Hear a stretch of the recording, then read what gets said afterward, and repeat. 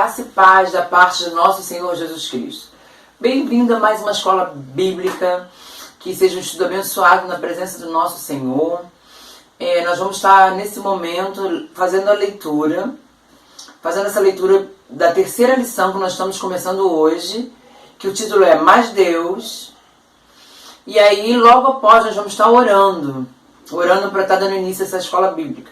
Então nós vamos fazer a leitura. A leitura hoje, nós vamos estar abrindo a palavra do Senhor em 1 João, capítulo 2, dos versos 12 ao 17. Primeira epístola de João, capítulo 2, dos versos 12 ao 17. Eu gostaria que você me acompanhasse.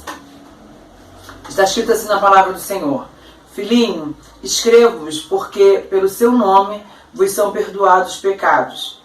Pais, escrevo-vos porque conhecestes aquele que é desde o princípio. Jovens, escrevo-vos porque venceste o maligno. Eu vos escrevi, filhos, porque conheceste o Pai. Eu vos escrevi, pais, porque já conheceste aquele que é desde o princípio. Eu vos escrevi, jovem, porque sois fortes, e a palavra de Deus está em vós, e já venceste o maligno. Não ameis o mundo, nem o que há no mundo. Se alguém ama o mundo, o amor do Pai não está nele. Porque tudo que há no mundo, a concupiscência da carne, a concupiscência dos olhos e a soberba da vida, não é do Pai, mas do mundo.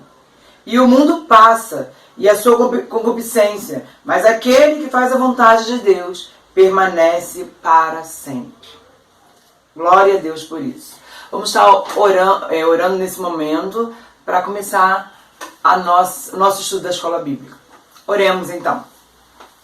Pai, nós somos agradecidos a Ti, Senhor. Louvado seja o Teu nome por tudo que o Senhor é em nossas vidas. Senhor, muito obrigada por todo o sacrifício feito ali naquela cruz por cada um de nós. Deus, nós precisamos reconhecer isso a cada dia, porque o Senhor tem cuidado do Seu povo, tem cuidado das nossas vidas, tem zelado por nós. O Senhor é um Deus benigno, bondoso, um Deus de misericórdia. Nós queremos apresentar a Ti, Senhor, esse estudo neste dia. E, Senhor, nós não queremos guardar somente para nós. Nós queremos, Senhor, praticá-los. Nós queremos, Senhor, também que nossos irmãos alcancem também a sabedoria através da Tua palavra, do Teu estudo, Pai. Nós colocamos nas Tuas mãos e Te agradecemos por essa oportunidade. Em nome de Jesus Cristo. Amém. Graças e paz, amados e amadas do Senhor. É com muito prazer que eu retorno aqui a esse canal que nós temos tido a oportunidade de meditarmos na palavra do Senhor, aprendermos com ela. E hoje que nós chegamos à lição de número 3, e a mesma tem um nome muito particular, bem peculiar, que quer dizer Meu Deus e reticências, porque dentro dessa lição de número 3, baseado no livro de Efésios e com um texto muito bem escrito, um texto muito bem claro, que foi feito pelo nosso pastor Luiz César Nunes de Araújo. Nós aprendemos e com certeza todos irão aprender com aquilo que nós estaremos refletindo nesses dias. Nesses dias que estaremos acompanhando aí a lição de número 3.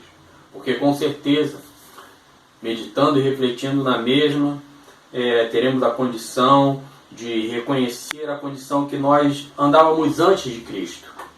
Mortos, escravizados, condenados, e descobrir por que Deus nos salvou. Qual foi o objetivo, o porquê disso tudo, qual o propósito divino. Também, com certeza, estaremos aqui com esclarecimento e demonstraremos a nossa gratidão a Deus por seu amor e por sua graça salvadora, e motivar-se a andar em boas obras para que as quais nós fomos salvos em Cristo Jesus. A nossa gratidão por todo o amor, por todo o cuidado, por tudo aquilo que Deus fez por nós. E também nós, no final da mesma, eu tenho certeza que isso vai ficar bem claro, que nós poderemos declarar que é só pela graça de Deus que somos salvos, e agradecer a Deus por sua graça salvadora. Então, nós temos a certeza que nessa lição ficará bem claro para as nossas vidas que outrora éramos escravos, estávamos mortos e estávamos condenados. Mas pelo seu imenso amor e pela sua infinita misericórdia, então Deus nos salva e com um propósito. O propósito dessas boas obras só podem nascer no coração do Deus Todo-Poderoso. As obras que vão louvá-lo, as obras que vão glorificar a Ele. E também vamos com certeza sairmos aqui agradecido a Ele pela graça salvífica, pela graça salvadora que Ele nos dispensou. Então nós estamos aqui para juntos meditarmos na lição de número 3. E essa lição de número 3, dando sequência ao que tem sido estudado em nosso canal nos dias de escola bíblica, tem como base o capítulo 2 de Efésios, dos versículos 1 ao 10. É o texto básico. Efésios 2, do 1 ao 10, que está assim escrito: E vos vivificou, estando vós mortos em ofensas e pecados, em que noutro tempo andastes, segundo o curso deste mundo, segundo príncipes da potestade do ar, do espírito que agora opera nos filhos da desobediência, entre os quais todos nós também antes andávamos, nos desejos de nossa carne, fazendo a vontade da carne e dos pensamentos, e éramos por natureza filhos da ira, como os outros também. Mas Deus, que é riquíssimo em misericórdia, pelo seu muito amor com que nos amou, estando nós ainda mortos em nossas ofensas, nos vivificou juntamente com Cristo, pela graça sois salvos. E nos ressuscitou juntamente com Ele, e nos fez assentar nos lugares celestiais em Cristo Jesus, para mostrar nos séculos vindouros as abundantes riquezas da sua graça, pela sua benignidade para conosco em Cristo Jesus. Porque pela graça sois salvos, por meio da fé, e isso não vem de vós, é dom de Deus. Nem vem de obras, para que ninguém se glorie, porque somos feitura sua, criados em Cristo Jesus para as boas obras, as quais Deus preparou para que andássemos nela. Amém, amados? Então esse é o texto base dessa lição de número 3. E tem como o versículo-chave o versículo de número 6. Juntamente com ele, nos ressuscitou e nos fez assentar nos lugares celestiais em Cristo Jesus. E esse Cristo Jesus aí é enfatizando a divindade de Cristo em primeiro lugar, e a seguir a sua humanidade. Aqui nós vemos essa declaração nesse versículo 6 de Efésios 2, 6. É o apóstolo enfatizando aquilo que Cristo divino fez por nós, aquilo que o Cristo homem realizou em nosso favor. Então, e é a importância dele para que então pudéssemos assentar nos lugares celestiais. Eu vou estar lendo a introdução da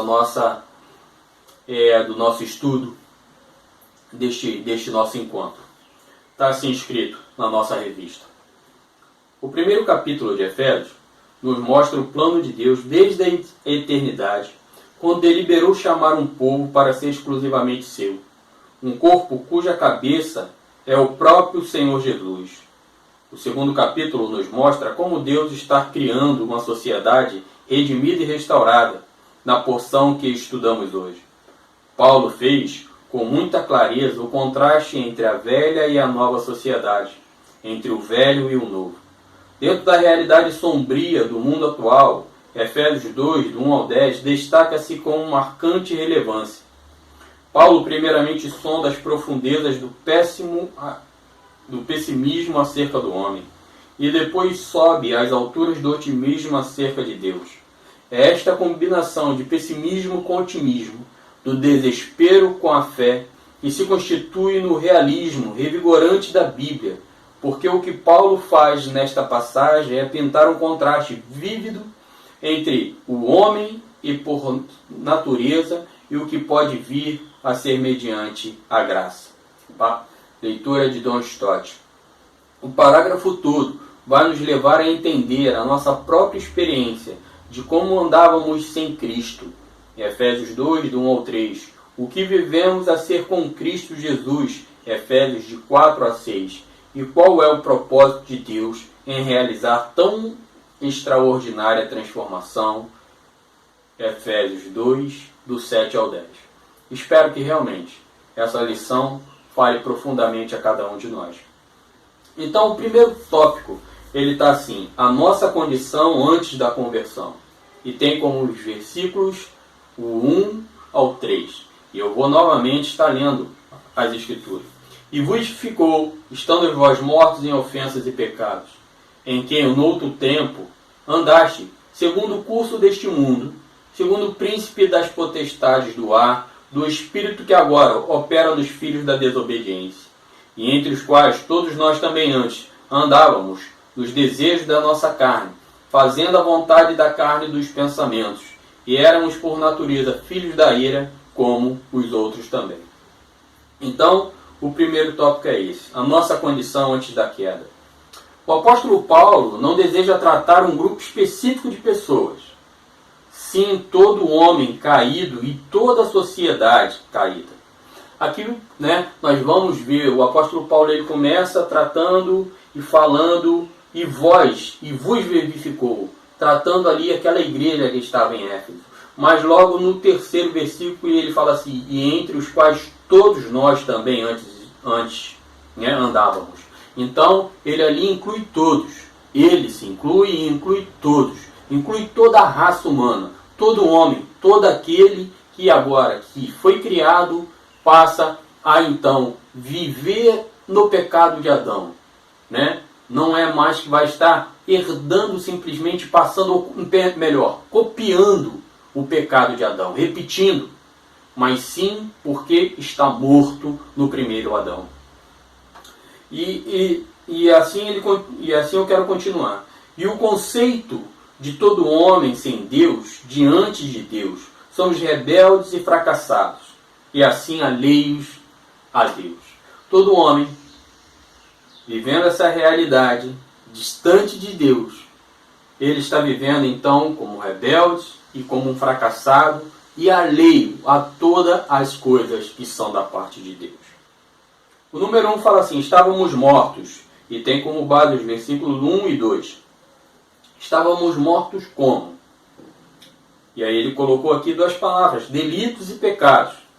No grego, paraptoma, um passo falso, desvio do caminho certo. Essa é a definição a qual John Stott traz para nós no seu livro, Delitos.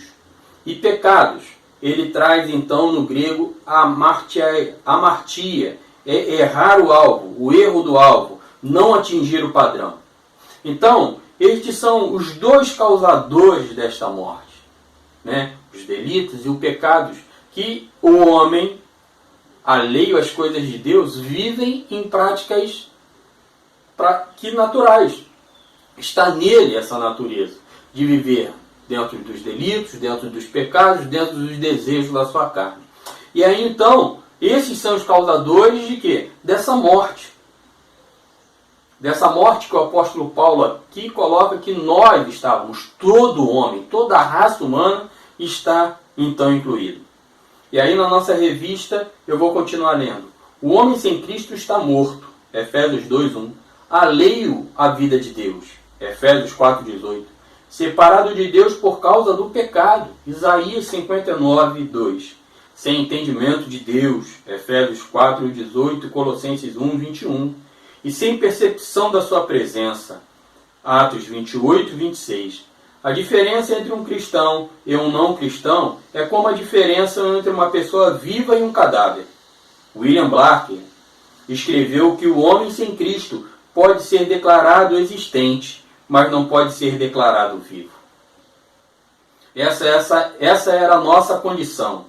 Cristo nos encontrou, e a condição de qualquer criatura que ainda não teve uma experiência pessoal com Jesus, ainda que aos nossos olhos ela pareça bem viva, Stott nos lembra que muitas pessoas que aberta e declaradamente rejeitam Jesus Cristo parecem estar bem vivas. E aí, entre aspas, uma delas tem um corpo vigoroso de um atleta, outra mente lúcida, de um intelectual. Uma terceira, a personalidade brilhante de uma atriz de cinema. Entretanto, na esfera da alma, elas não têm vida. É que pessoas que foram criadas por Deus e para Deus agora vivem sem Deus. De fato, esta foi a nossa condição até que o bom pastor nos encontrou. Essa foi a nossa condição até que o bom pastor tenha nos encontrado. Então, mortos, vivemos mortos até nos tornarmos participantes da vinda do segundo Adão. Pois nós já nascemos mortos. E por isso, então, necessitamos que o segundo vivermos e termos a vida no segundo Adão, que é Cristo. O apóstolo Paulo trata disso na carta aos Romanos. A importância de estarmos em Cristo Jesus e aquilo que Ele realizou por nós. É muito importante para todos nós estarmos bem cientes dessa verdade que está em Cristo Jesus. Amém, amados? Então esse é o primeiro ponto, o número 1 do primeiro tópico. No número 2 desse primeiro tópico, nós vamos encontrar na nossa revista o seguinte título: Estávamos escravizados. E tem como base Efésios 2, do 2 ao 3. Então, meu amado, os frutos e o efeito do pecado, que uma vez reinou no homem, antes de ter esse encontro com o bom pastor, ele tem então os seus efeitos, tem então os seus frutos. É dessa maneira que nós vamos agora encontrar nesse número 2 aqui e no número 3 as consequências, o fruto e o efeito dessa realidade do que nós vivemos nos nossos delitos, viver no pecado, trouxe como consequência a vida do homem. Então, é importante nós entendermos melhor essa realidade. Então está assim escrito na nossa revista: o homem sem Cristo não tem vida para Deus, mas a tem para seguir o príncipe da potestade do ar. É morto, mas nada faz e pensa. O que motiva é um espírito que atua nos filhos da desobediência. Efésios 2:2. Uma referência a Satanás. O verbo atuar no grego é enérgio, de onde vem a nossa palavra energia. Então ele colocou aqui: o homem sem Cristo não tem vida para Deus, mas a tem para seguir o príncipe da potestade do ar. Há uma influência delegada, uma influência que foi delegada pela ação do pecado em nossas vidas, por vivermos os nossos delitos e pecados, a Satanás, ao adversário, aquele que veio e tem nele a rebeldia de então se submerger ou tentar se colocar e se igualar a Deus. O início da idolatria, o ego, o egocentrismo, aquilo que um homem então herdou neste pecado, o desejo de se igualar e se tornar igual a Deus. O que então é morto, mas ainda faz e pensa, em Efésios 2:3. O que motiva um espírito que atua nos filhos da desobediência. Então, é referente, o que atua nos filhos da desobediência. E aí ele traz essa ideia de produzir um efeito, a disposição, sentimento.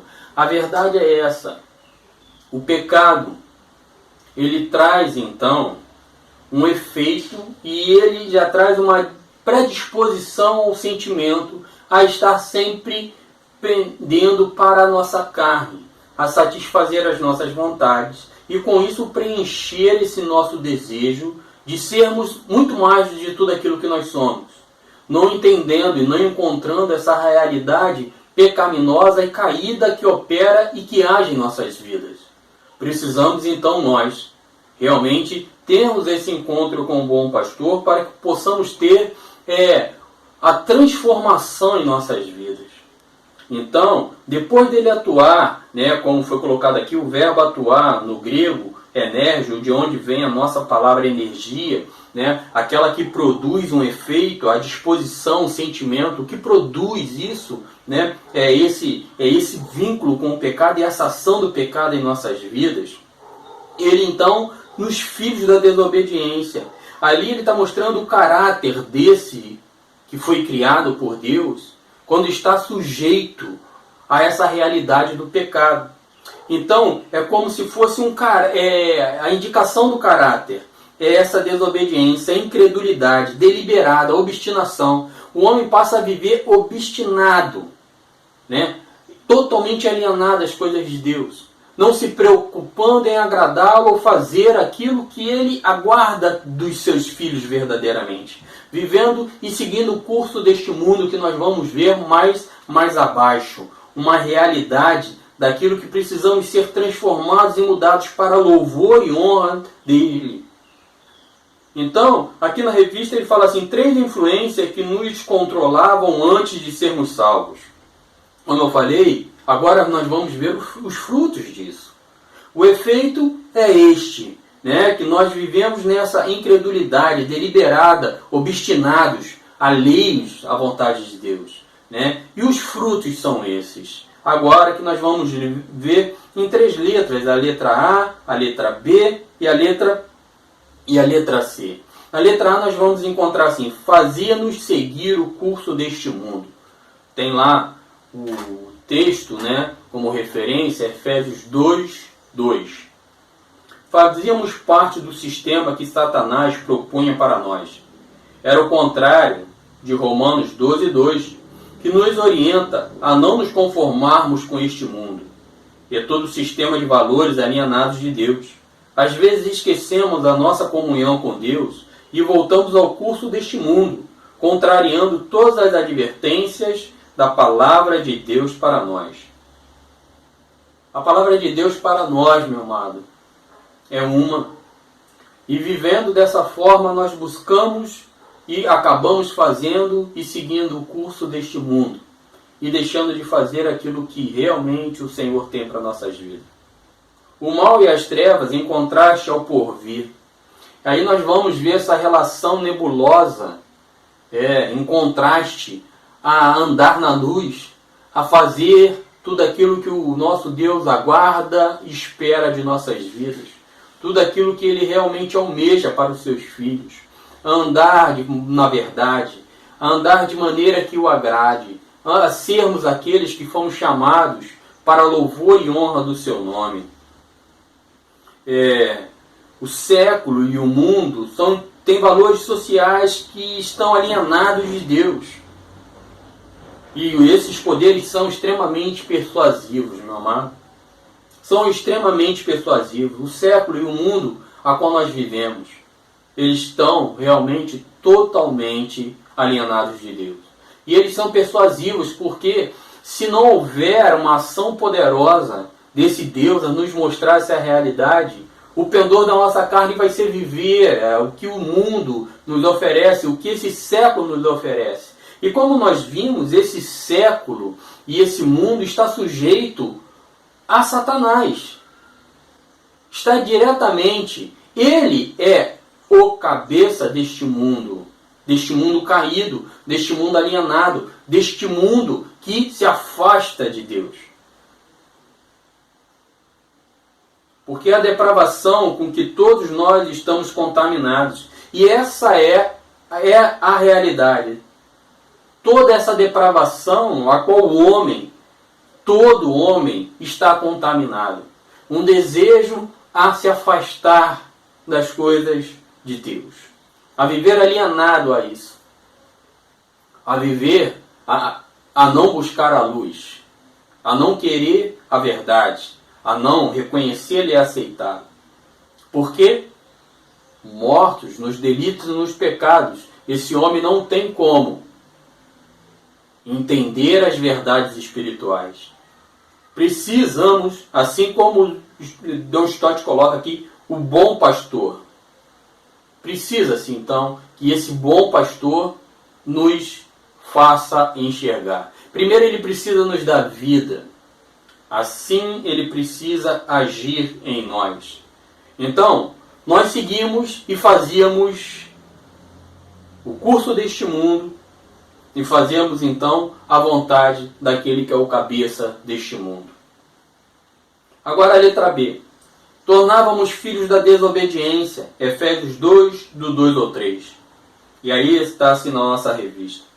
O príncipe da potestade do ar, do espírito que agora atua nos filhos da desobediência e, por consequência, filhos da ira de Deus.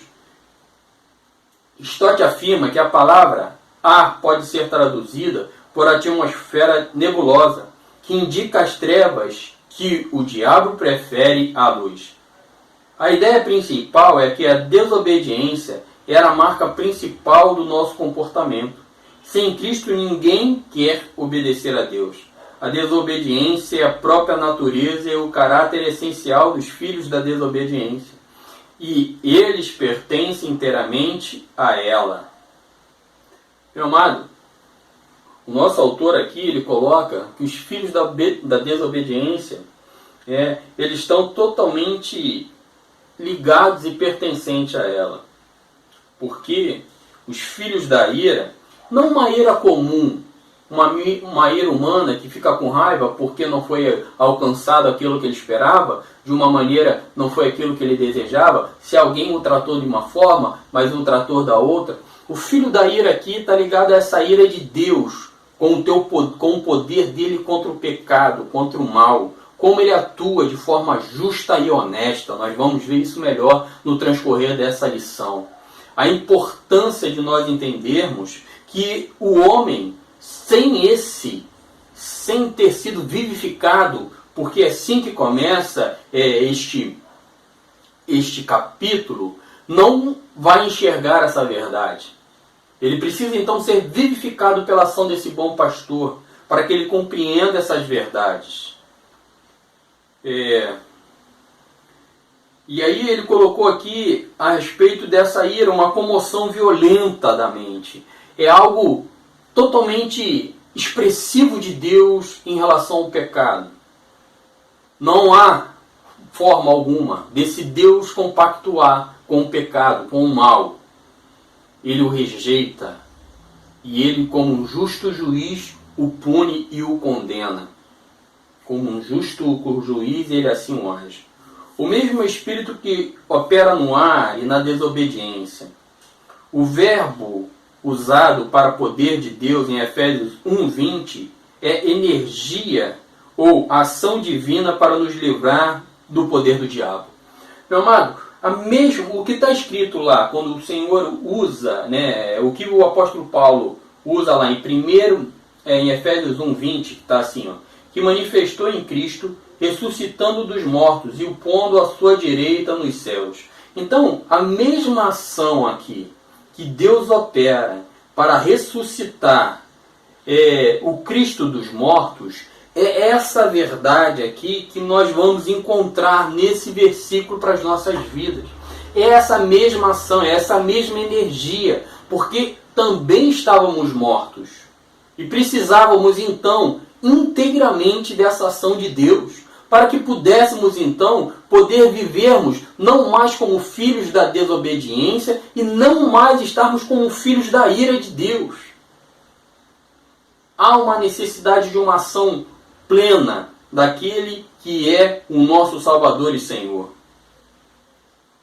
Então, meu amado, tornando-se os escravos de Satanás e submissos à sua vontade, porque quando o homem ele está vivendo essa realidade aqui, ele passa a estar vivendo um escravo, escravizado ao pecado, e com isso fazendo a vontade de Satanás, vivendo aquilo que ele o alegra e o deseja, e aquilo que ele governa. Vamos estar fazendo parte desse círculo dele. Mas agora, vivificados em Cristo Jesus, com essa ação poderosa de Deus, que resgatou o Cristo da ação dos mortos, assim também nós, mortos em delitos e pecados, precisamos dessa mesma ação divina. E a causa é a mãe de todos os obstinados. A desobediência é a mãe e a causa de toda a obstinação do homem. A desobediência a Deus leva o homem a viver uma vida obstinada no pecado e em seus delitos. E assim como os filhos de Deus possuem uma cabeça, assim os ímpios têm também, que é Satanás. Assim nós, que somos o corpo, que estamos ali misticamente na igreja do Senhor, que temos a cabeça, que é o Cristo, a cabeça da igreja, que é o Cristo, assim a cabeça deste mundo é Satanás. E aquele que vive alienado a Deus, e tem o mesmo como aquele que o dirige, tem aquele que o governa, tem aquele que tem então direcionado a sua vida. E chegamos então à letra C. E a letra C fala assim: fazia a nossa carne se inclinar para o pecado. Efésios 2:3. Todos os não regenerados estão a mercê das suas paixões. Éramos então controlados por impulsos irracionais, sem domínio próprio. O próprio Paulo escreveu em Romanos que o pendor da carne é inimizade contra Deus. A inclinação da carne é inimizade contra Deus.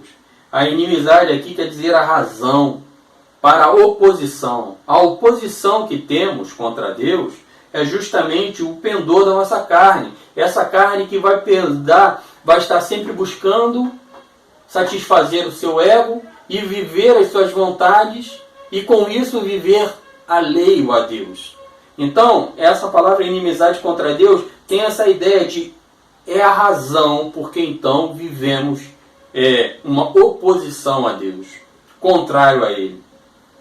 É bom lembrar que não há nada de errado com os desejos naturais do corpo, seja para o sono, para a comida ou para o sexo. Deus criou as coisas.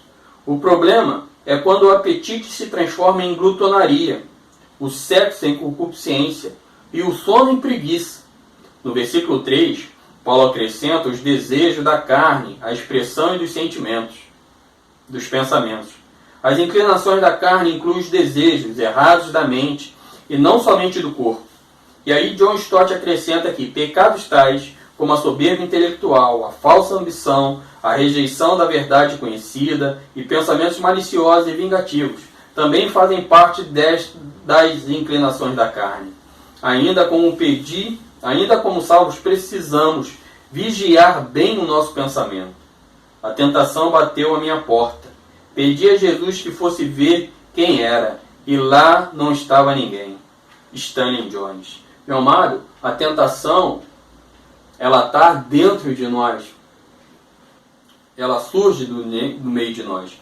Então, ele está colocando aqui, meu amado, que os desejos, como ele falou, como está escrito aqui, o desejo de se alimentar, o desejo sexual, ele está ligado à sua mente. E quando a sua mente, então, é uma mente cativa a Deus, de alguma forma, tudo isso será para a honra e glória de Deus.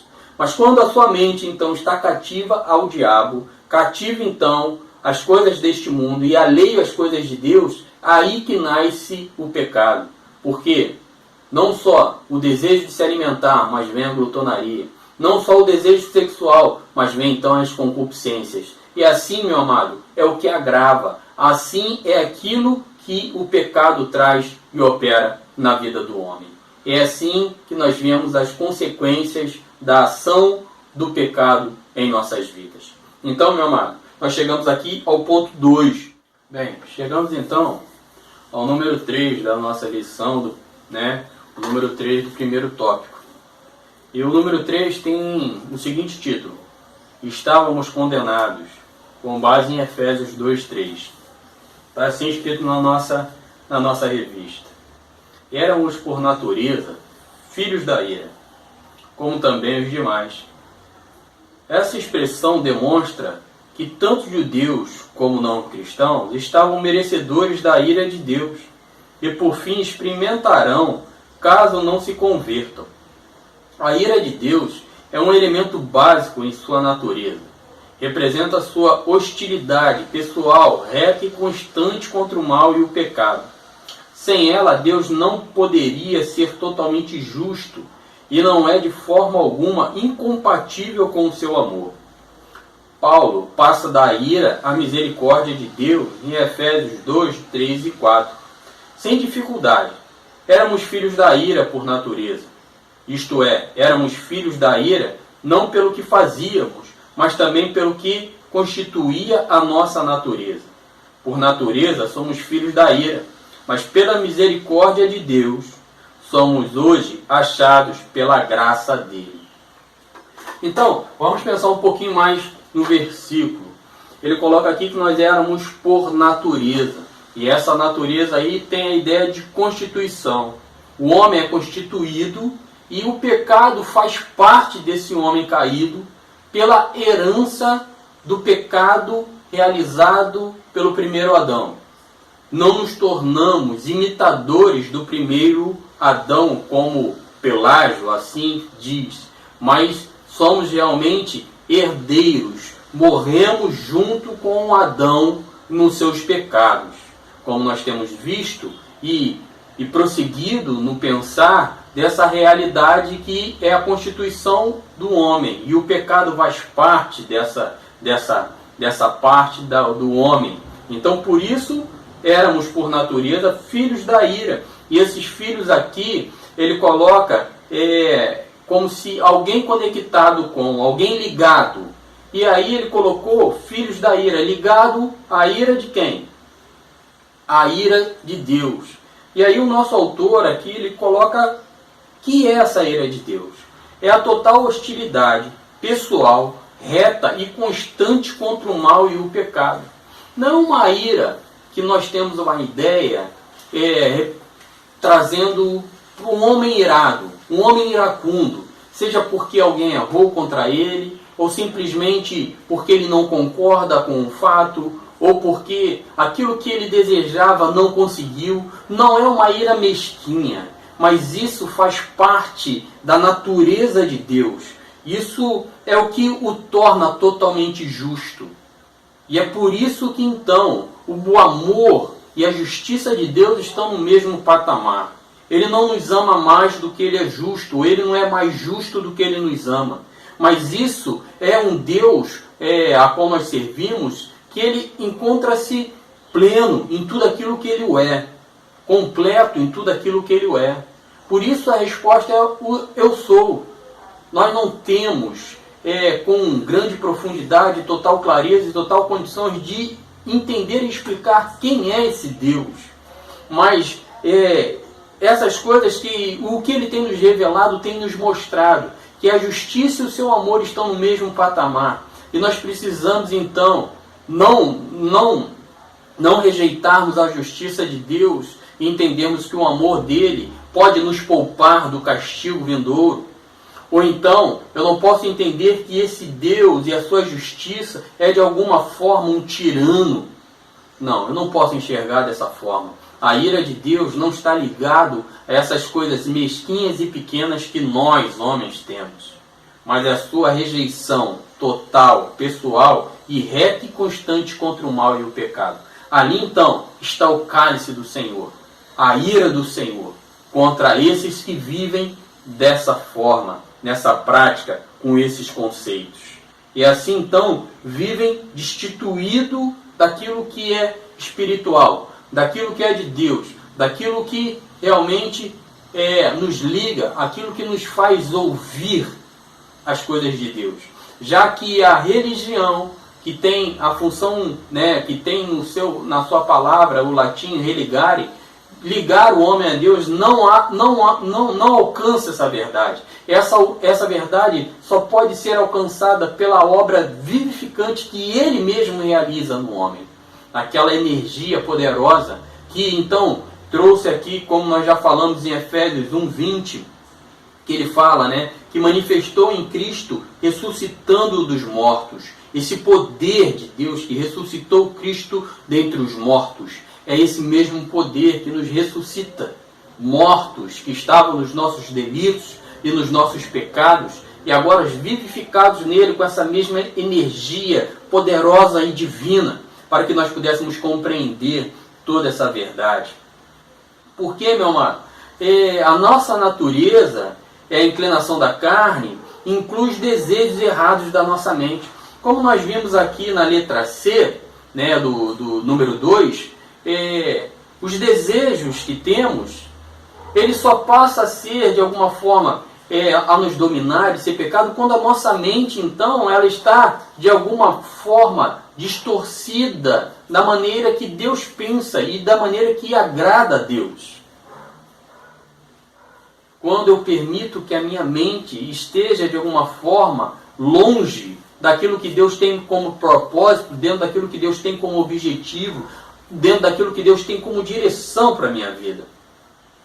E sem essa ação poderosa, né, divina, como eu falei aqui, de Efésios 1:20, dessa ação poderosa agindo em nós, jamais, né, conseguiríamos vencer essas influências, tanto externa quanto interna em nós.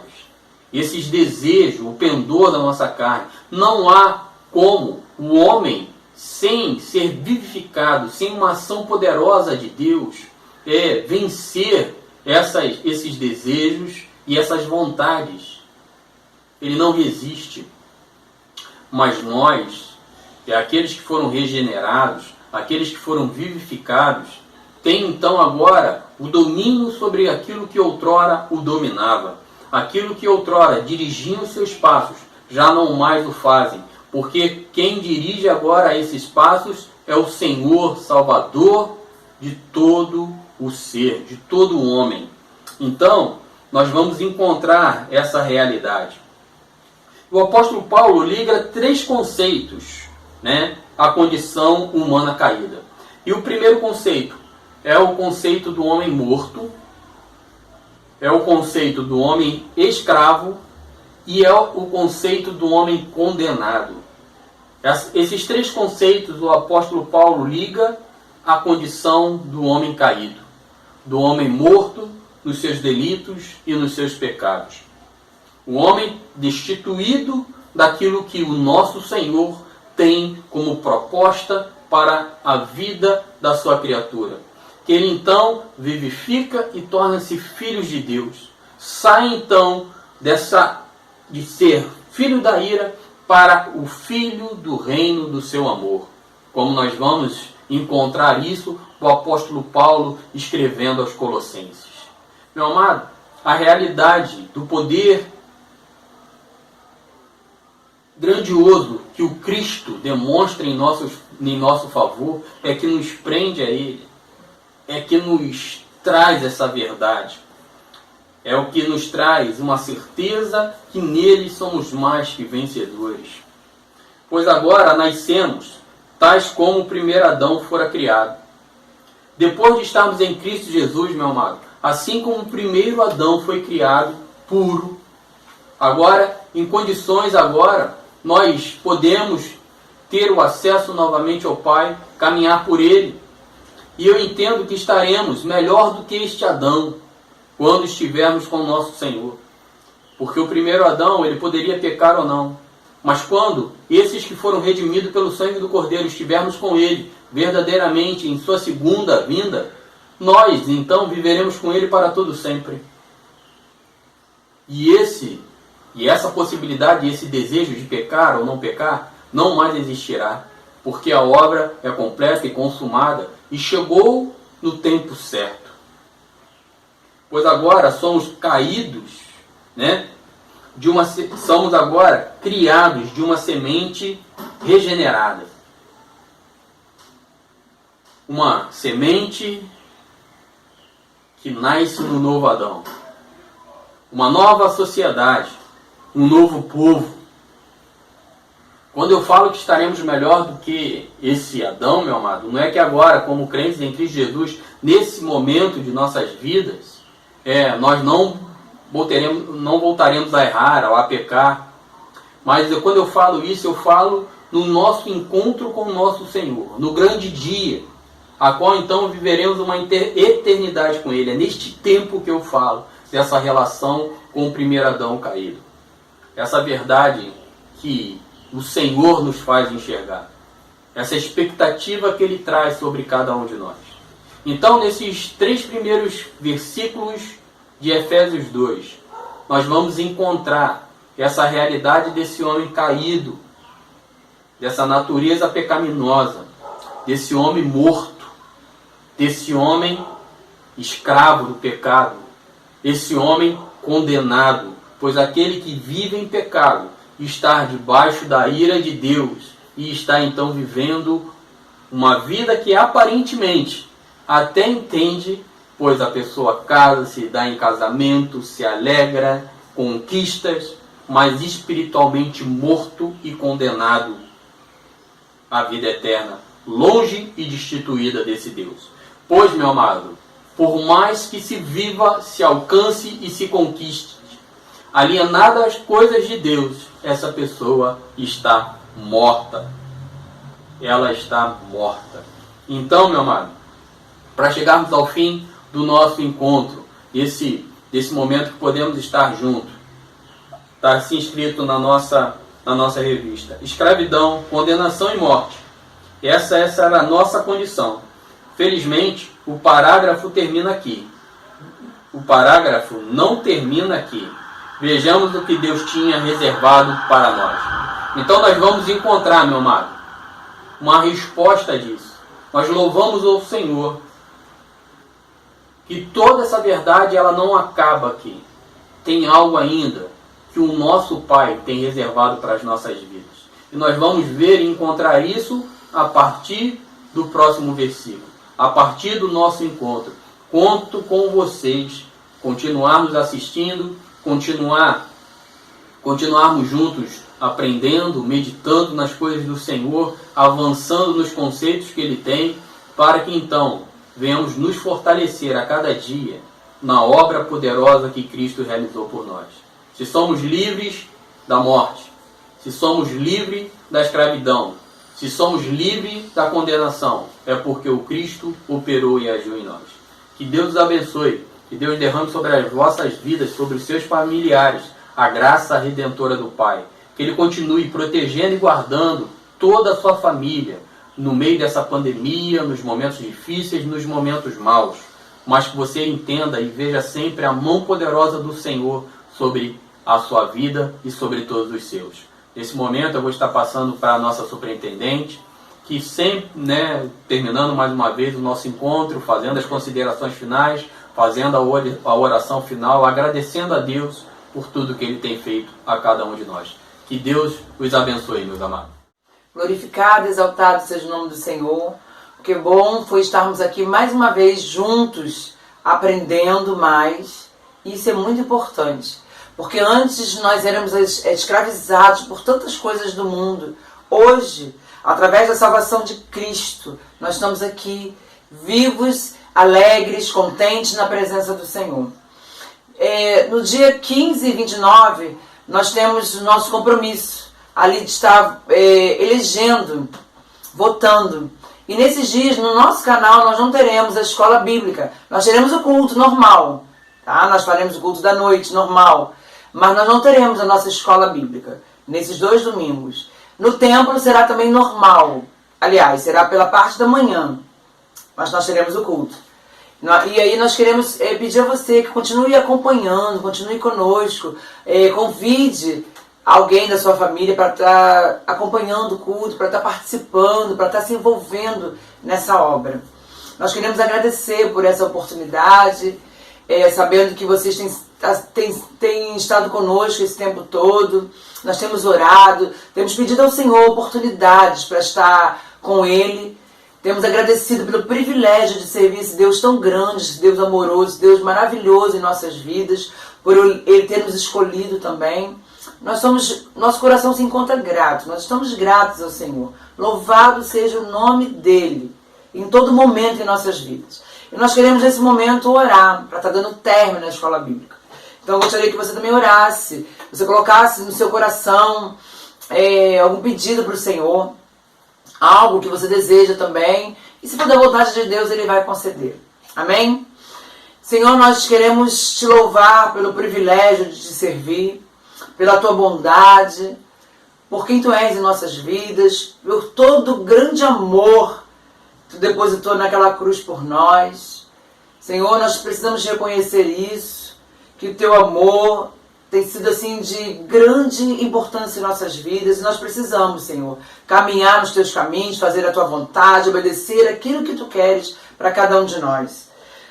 Colocamos a escola bíblica, assim como foi falado, as pessoas que têm se envolvido, que têm buscado em Ti, que têm aprendido desta palavra, que elas venham crescer em conhecimento e na verdade do Senhor, que venham ser libertas, Senhor, deste mundo mal, que Tu venha desamarrar, desatar, Senhor, tirar todas as correntes que têm prendido, Senhor, nas ideias desse mundo, que tem tentado se posicionar na vida dos Teus filhos, que eles venham entender o Seu chamado, que venham entender a Sua vontade na vida deles, Senhor, e venham reconhecer o Teu senhorio, a Tua soberania. Pai, muito obrigada, nós colocamos nas Tuas mãos e Te agradecemos por tudo, em nome de Jesus Cristo, amém.